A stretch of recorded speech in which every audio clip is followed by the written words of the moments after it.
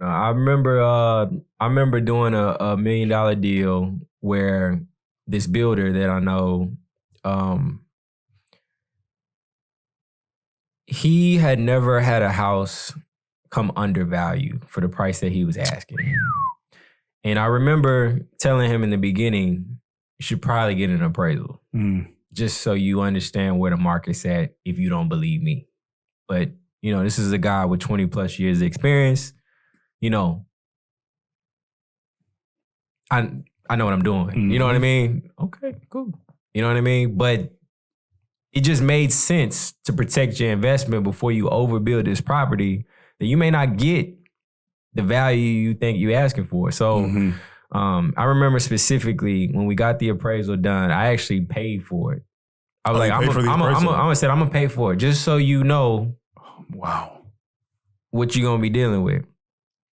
So I had done so much business because that's kind of how one of the things I'll tell people is that, depending on the type of property, if it's a newer construction and it's overbuilt a little bit, I always try to get an appraisal. You know what I mean? Just because I want to know where I'm at and, if I'm wasting my time or not. That's very important. So with him, nuggets are being dropped. I know this may go over some people's heads, but my goodness gracious, nuggets are being dropped. My bad, man. Go ahead. And some people say, an appraisal's not worth the paper it's on, right? But for me, it's a basis. It's a basis. At least we in the same ballpark or we not. You know what I mean? So, and you can read the comps that come on the appraisal too. So you can always get a second opinion and things like that. So we had a basis, right? And, he built this, the ceilings were 25 feet in this house. House is crazy. Yeah. And he did a floor to ceiling fireplace in marble. So he thought that the value he should get for the marble fireplace was going to increase the value of the home tremendously. Yeah, that's what I want. I want a huge fireplace in Houston. Yeah. Exactly.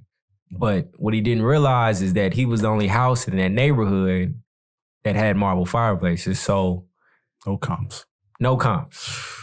Wow. So a comp is a comparison house, right? So anytime you're trying to establish the price of a home, you have to also compare that home to homes that are within, a few miles radius. Within the subdivision, zip code, etc. To establish a fair price. Okay. Yeah, absolutely. That's insane, man. Yeah. And so it justified my point. And it's, it was How did you get screwed though? I got screwed because he didn't want to do the deal anymore. Oh. When I found the buyer as well. So I was listing the property and I found a buyer. And so,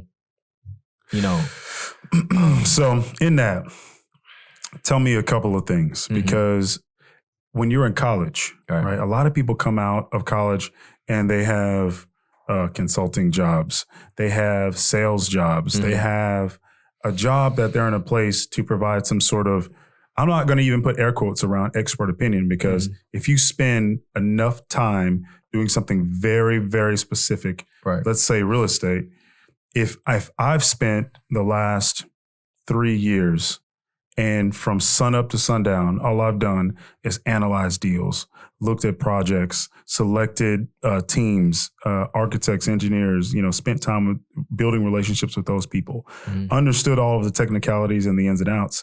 If I can do that, and, we talk about our 10,000 hours, if I can do that and become the expert in that, it puts me in a position, even someone older than me, to be the expert in that conversation and consult with them. Absolutely. So how did you poke him in the eye?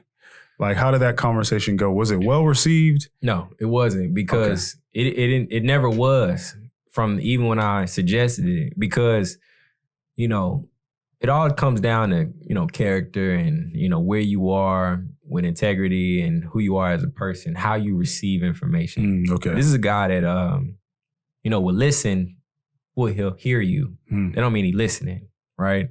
And so,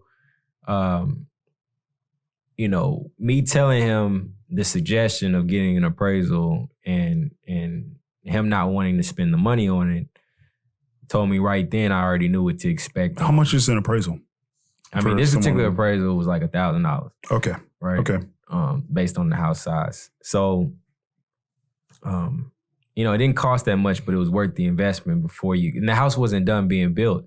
That was the other thing too. So we're halfway through the construction. I'm like, you should probably get an appraisal just so you know where you at before you go and do all the stuff. But you know, I don't think he had everything picked out. It was just a matter of executing the build. Okay. So there's this moment before you punch someone in the face, right? Before you poke someone in the eyes, like you're trying to sneak them. Right. All right. Yeah. So tell me about those thoughts, man. Like right before you had that conversation, what was going through your mind? Like, am I going to kill the deal? Like if I even bring this up, like, did you think it was going to put you in a better place to take that risk and become the consultant? No, I didn't look at it from a perspective of being in a better position. But what I did know is that if I'm right, he would respect me more even if he didn't say anything, right? I don't need you to acknowledge me, but just understand that I know what I'm talking about. You know, I am an expert in what I do, so you should have a new level of respect because nobody's ever challenged you about your property values. Then I don't expect you to agree with me anyway. Okay. But you'll respect me though. Right. Let me ask you a question. Was the property listed? Did the appraisal come back? How did the appraisal come back? Oh yeah, so I can say the numbers. And it just, I mean, you say you can say the numbers. Yeah, I'll say the numbers. Okay. He wanted 3.5 million. The appraisal came back at, we had 3 and 2.8. And is there any sort of rule that says they're going to go with the higher or lower? Did they go with the higher 3.5 or the 2.8? How does it work? How do they determine that? Well, his number was never even considered because that's what his asking price was. Oh, it's 3.5. Yeah. Okay. Yeah. The numbers 3 and 2.8. Yeah. Okay. 3 and 2.8 were the actual appraisal numbers. So, I mean, you could do an average of those, you know, depending on that loan size or whatever the house value is. You can always get a second opinion. Each appraiser is going to have their own opinion about it anyway. But okay, so for the you know how you hear people say, I want to be in real estate, right? And there's just so many different sides of real estate. And what we're talking about right now is the nuance that, hey, look, if the property is listed at 3.5 and you're under contract, as in saying, hey, I'm a buyer and I want to buy your house, I'll buy it for 3.5. But then it appraises at $3 million. Then what happens? What does the buyer have to do? What recourse do they have? It depends on their income. I mean, honestly, if they have it, you know, and if the seller wants 3.5 and he doesn't want to renegotiate price, you got to bring that $500,000. Right. So you got to bring $500,000 cash. Right. Cold hard cash money. But more than likely, like in normal situations, you just readjust the price because most cases, why would somebody bring something cash overvalued? That's just not smart. I mean, I don't think we're in a competitive market to the point to where, well, maybe now, but maybe, you know, at that time, we wasn't in a competitive market like we are now where, F it, I throw it down just to get the deal, you know, but it wasn't worth it.